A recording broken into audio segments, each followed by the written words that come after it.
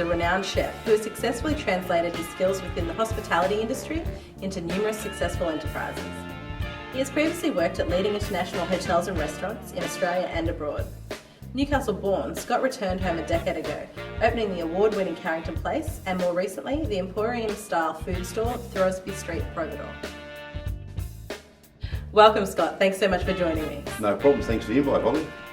Could you tell us a little bit about the journey that led you to start your own business? The journey started almost 40 years ago, and obviously been involved in hospitality. Started off as a schoolboy washing dishes in small restaurants in the Newcastle area.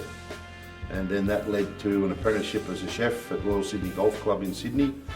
And I finished that in 1979 and went abroad till 2006. When I returned in 2006 and set up my own businesses here, but I have had my own business abroad, not here in Australia during that time. Did you always know you wanted to be an entrepreneur? No, I think it's just something that's developed over time and age. As you get older, the kitchen, which I sort of trained in and spent most of my life working in and still working today, is very much a young man's game. So as you get older, you look for other ventures and other things to do. And so therefore my skills in the kitchen enabled me to branch out and open a number of different outlets and units around the world. Scott, what has been your proudest moment in business?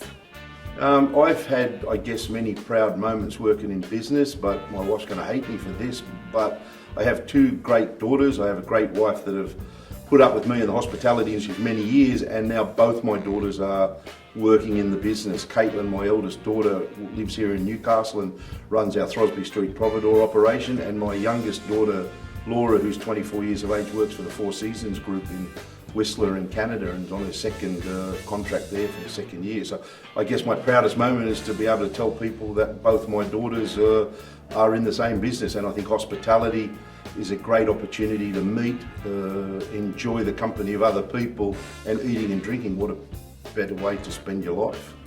What do you attribute your success to? I think success comes with experience. The more experience you gain, especially in the hospitality industry, can lead to success. I tell a lot of young people that work for me that you have to have knowledge. People pay you for knowledge, and knowledge gives you success. But also, I guess, friends and family around you and the support that I've had from my family, but also my staff. I can't operate and do what I do alone, and so the success of any business, it's like a cog in a wheel. The staff are the success, so you need to be able to build a substantial staffing loyalty and success around you, and if they're succeeding, you're succeeding. I had the opportunity to work alongside probably a couple of the best chefs in the world who run fantastic restaurants around the world, and their secret is their staff. And to finish today, what local entrepreneur do you find inspiring? You know, I've been back in Newcastle now for 5 or 6 years with my own businesses. I look back at entrepreneurs that got me started, and I started here in Newcastle. So if you want to talk about, I guess, great restaurateurs in Newcastle, I was inspired by the guys like Lloyd Moffat, Gary Ashford, Michael Kelly, who had the Villa Franca, some of the guys that ran some of the great restaurants in Newcastle back in the 70s and the 80s, because that's when hospitality was hospitality.